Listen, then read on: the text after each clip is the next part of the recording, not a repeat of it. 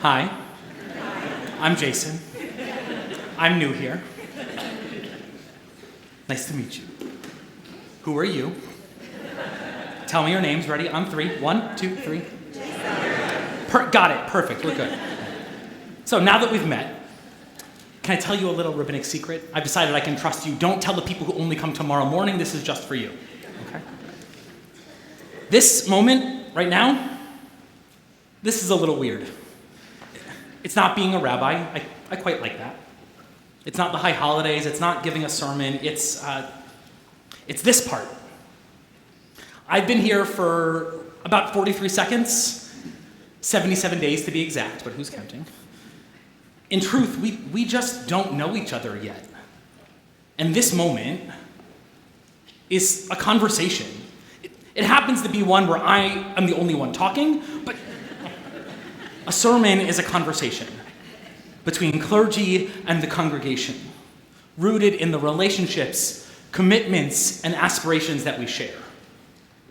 But after 77 days, we haven't really become a we quite yet. For sure we've started, but I know that we're only just starting to know each other. And the reason that this moment is odd for me is because my Judaism, my theology, my politics, my worldview, my spiritual practice, my belief in God, it's rooted in relationship, rooted in the connections that we will form over the coming weeks and months of 5784.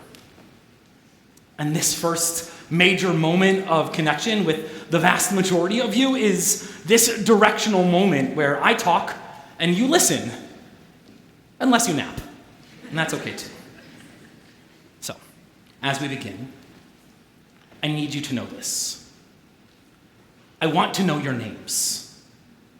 And I want you to know my names too. I don't just mean like Rabbi, Jason, Eli, Fenster. It'd be nice if we learned that one. But our tradition believes that our names are more than what's on a driver's license, a credit card, or an electrical bill. Our names, our tradition insists, are sacred. Our names are who we are and who we might become. To know a person's name is to truly know them. Our name tags, then, are not a new, funny, cute little accessory for you to humor your new rabbi. Yes, the name tags help the rabbi connect faces to names and names to faces. But secret number 2, you get 2 secrets in one sermon. All right. The truth is, the name tags, they're for you. I'm just the convenient excuse. It's so that you can know each other. Perhaps it's for the person who's new walking in the first time, to make them feel a little bit more comfortable, to feel seen or known without having to raise a hand. Or for the one who's been here for years but hasn't felt seen or made a connection quite yet, waiting for someone to say hello or extend a hand. Or it's for the eager ones amongst you who love this place and you want to share it.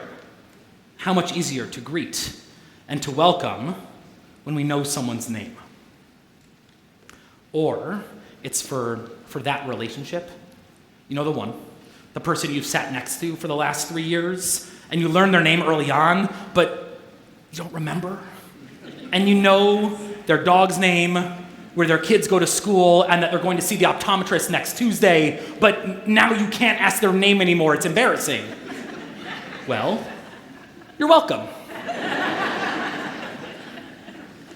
Our name tags, which we can and we will continue to wear even after the High Holy Days, they facilitate the sacred process of coming to know who we are and who we'll become. One of my favorite rabbinic texts. If you come to study with me, you will learn. I have a lot of favorite texts, but this is really a favorite. This one says that every person has 3 names. It goes like this. Each of us has 3 names. The one our parents give us, the ones our friends call us, and the one that we earn ourselves.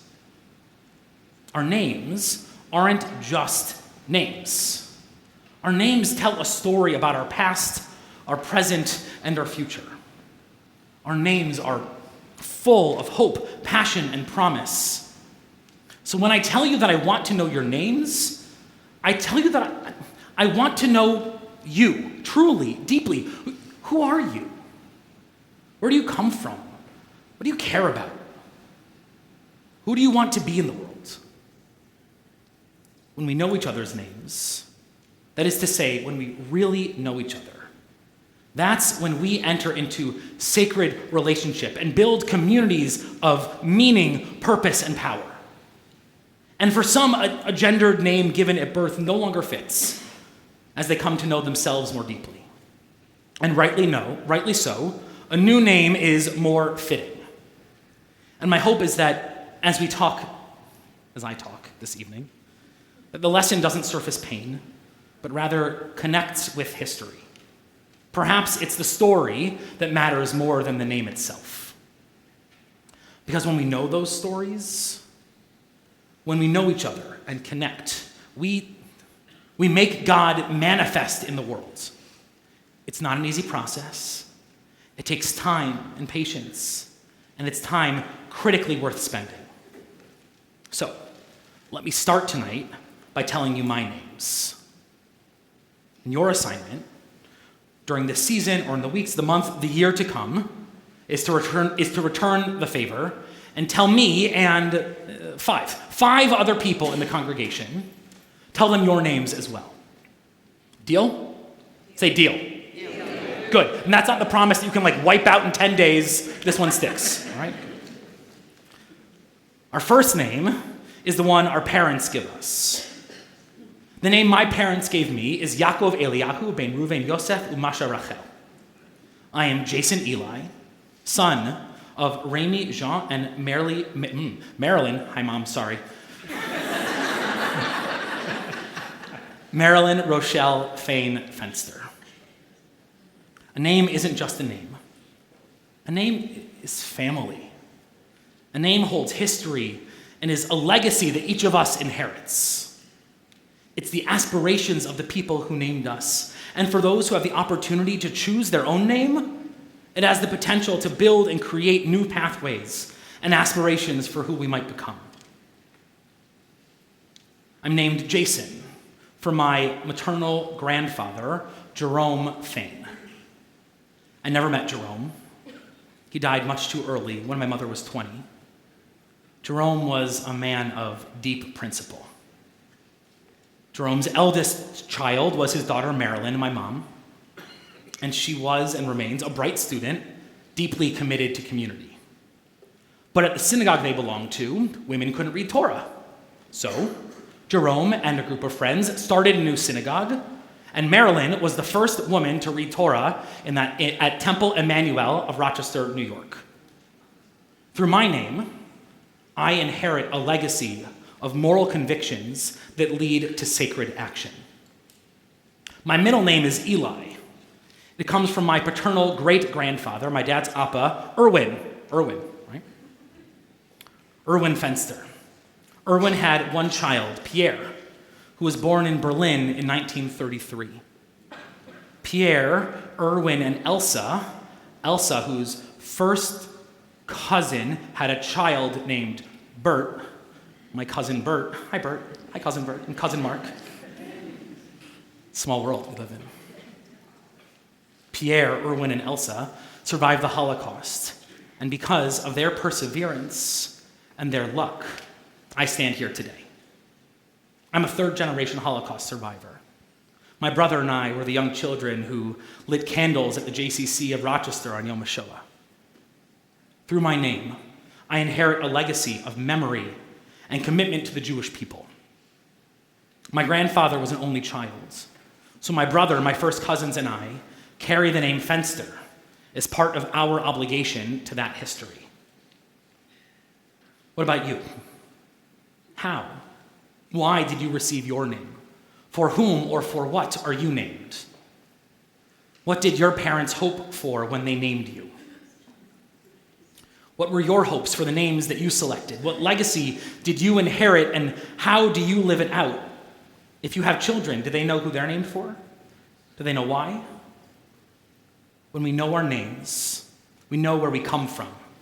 so we can dream about where we might go. Our second name is the name that our friends call us. It's who we are in the world right now, today. It's what we do and what we love. It's how we're known to the people around us.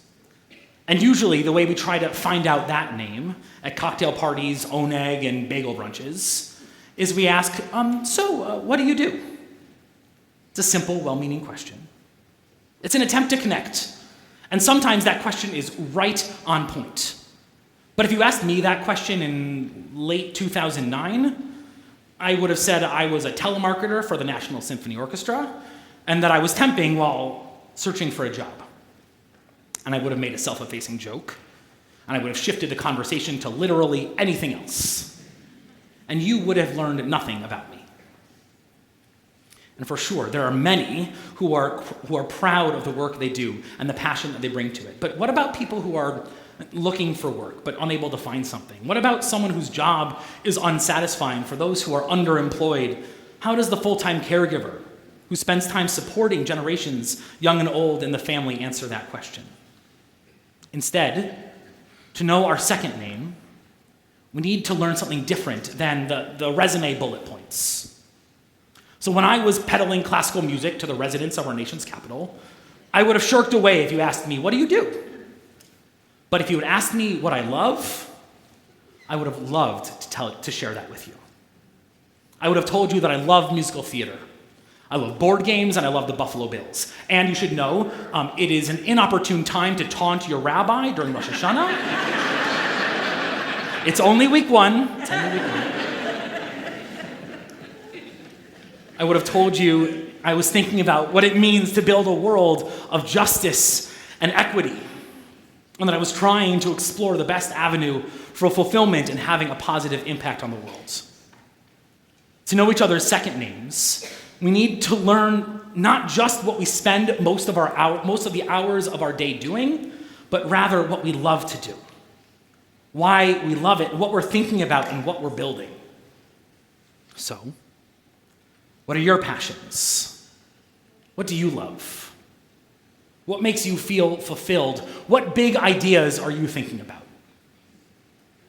Our first name is our history, our second name is our present, and now our third name. The name we earn for ourselves. The name that our rabbis say is the best, the most important name that we have.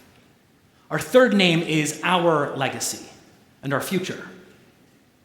And in truth, I don't know if we can ever really know the name that we earn for ourselves in the world.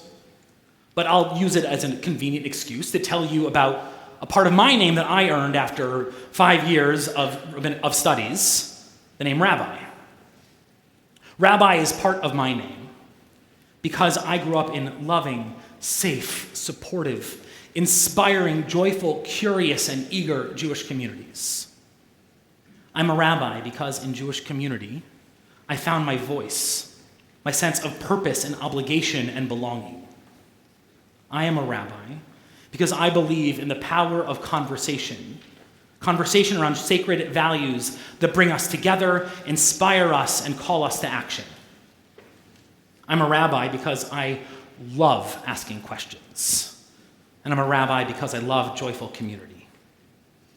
And I'm a rabbi because I believe that as a Jew, I'm obligated to be part of building a world of peace, justice, and compassion.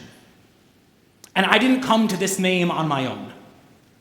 It started to percolate in late-night conversations in Nifty and youth group and camp. It grew and morphed around the Shabbat table at Brandeis University.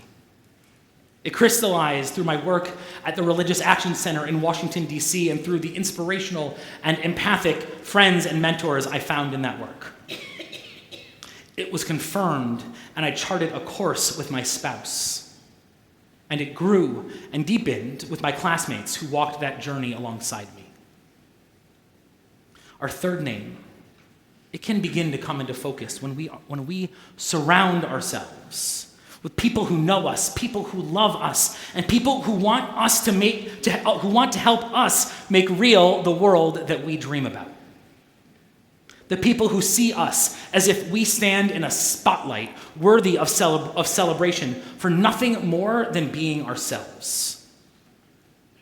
That is why we need community. That's why we need synagogue. We need people who know us, people with whom we can talk and share about our dreams, people who will reflect to us what they see in our words and our deeds, and people who can and will lovingly hold us accountable to our highest ideals. Isn't that why we're here? We come to synagogue to know other people and to be known ourselves.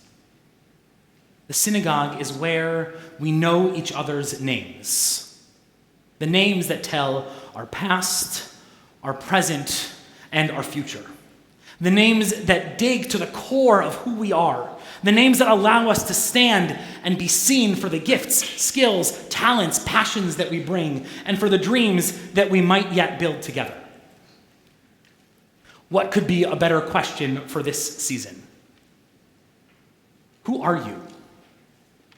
What are your names? Who do you want to be? How do you want to be known in this community and in the universe?